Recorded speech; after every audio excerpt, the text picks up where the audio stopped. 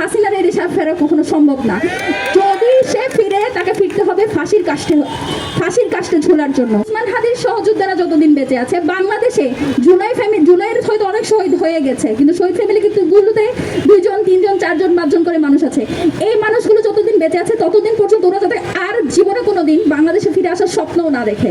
স্বপ্ন তো দূরের কথা, তারা যাতে দুঃস্বপ্নও না দেখে। কারণ এই ফ্যামিলিগুলোর একটা মানুষও যদি বেঁচে থাকে, আমরা যদি একজনও বেঁচে থাকি, আমাদের যে ন্যূনতম, ওরা যাতে মনে রাখে ওরা হেলিকপ্টার থেকে যে স্নাইপার দিয়ে গুলি করেছে, শটগান দিয়ে গুলি করেছে, আমাদের উপর যে অত্যাচার করেছে, সেটার বিরুদ্ধে ওদের বিপরীতে আমাদের হাতে ছিল কিন্তু লাঠি এবং ইট দিয়ে যারা স্নাইপারের গুলিকে মোকাবেলা করতে পারে, সেই মানুষগুলো একজনও যদি থাকে, হাসিনার এই দেশে ফেরা কখনো সম্ভব না।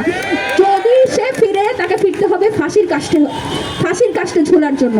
এবং বাংলাদেশের বর্তমানে সরকার রয়েছে, সেই সরকারে আমরা দেখতে পাই যে তারা নানান ধরনের আলাপ আলোচনা করে, 71 নিয়ে আলাপ আলোচনা করে, 17 বছরের ফেসিবাদী গুম খুন নিয়ে কথা বলে, কিন্তু জুলাই নিয়ে কথা বলতে তাদের খুবই কেন জানি মনে হয় যে তাদের এক ধরনের হীনমন্যতায় ভুগে।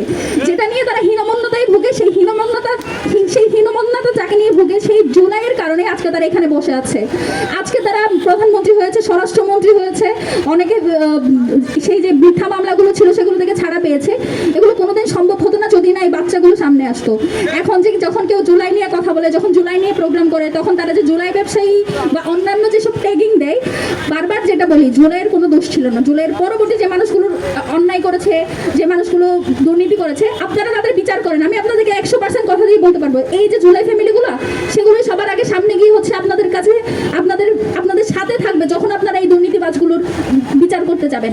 জুলাই ফ্যামিলির হচ্ছে এই দুর্নীতি বিচারের সাথে তাদের কোনো সম্পর্ক নাই। তাদের সম্পর্ক জুলাইয়ের সাথে, তাদের সম্পর্ক তাদের সন্তানদের বিচারের জন্য। আপনারা করেন, দুর্নীতিবাজদের বিচার করেন, এরপরে যারা বিভিন্ন অসৎ উপায়ে টাকা পয়সা কামিয়েছে তাদের বিচার করেন।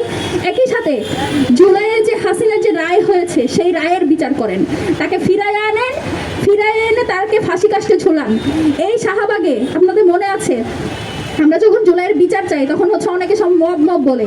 এই শাহবাগে যে মব হয়েছিল, সেখানে মব হয়েছিল কিসের দাবিতে? ফাঁসির জন্য, ফাঁসি চাই বলে।